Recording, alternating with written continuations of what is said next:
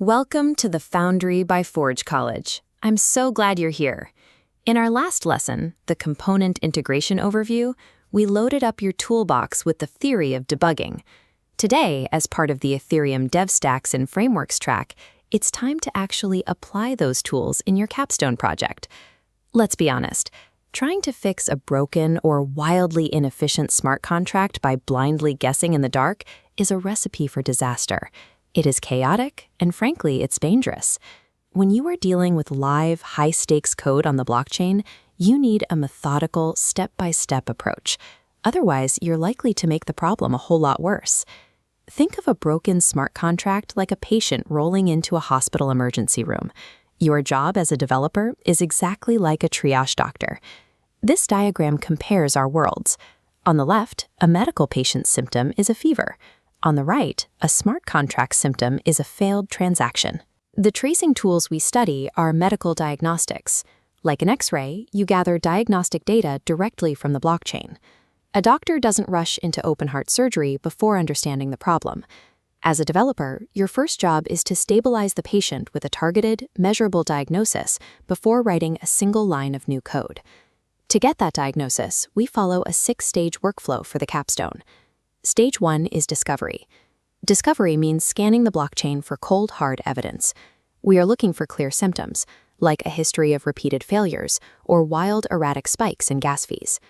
Once we spot the symptoms, we move to Stage 2, triage. Here, we attempt to recreate the exact issue, safely away from real users.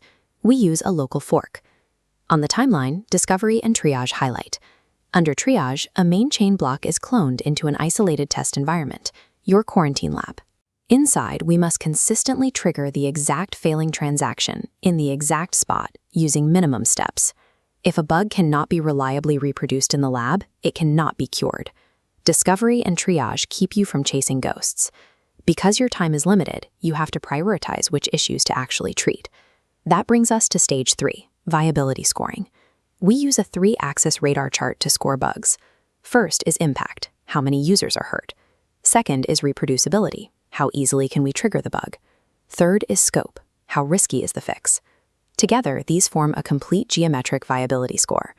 This scoring system ensures you don't waste weeks trying to fix flashy, interesting bugs that ultimately provide zero value to the end user. Now that we've chosen a target, we move to Stage 4, defining success criteria. Saying you want to just make it better is not a valid medical outcome. You need concrete numbers. Good criteria sound like reduce average gas costs by 18%, or reproduce the failure locally in under 5 steps. Next is Stage 5, the minimally invasive plan. Do not attempt a massive, sprawling rewrite of the code.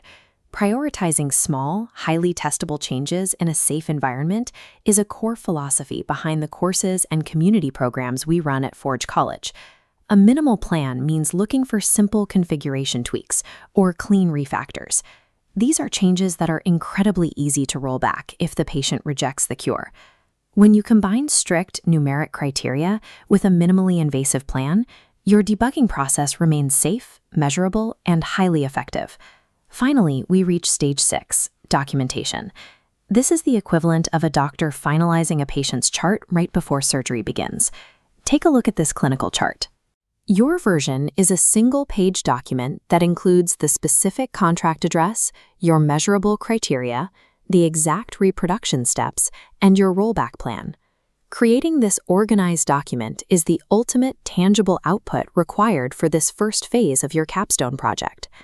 Post-deployment debugging is never about chaotic hacking. It is a series of strictly bound, verifiable experiments that turn a vague idea into a concrete cure.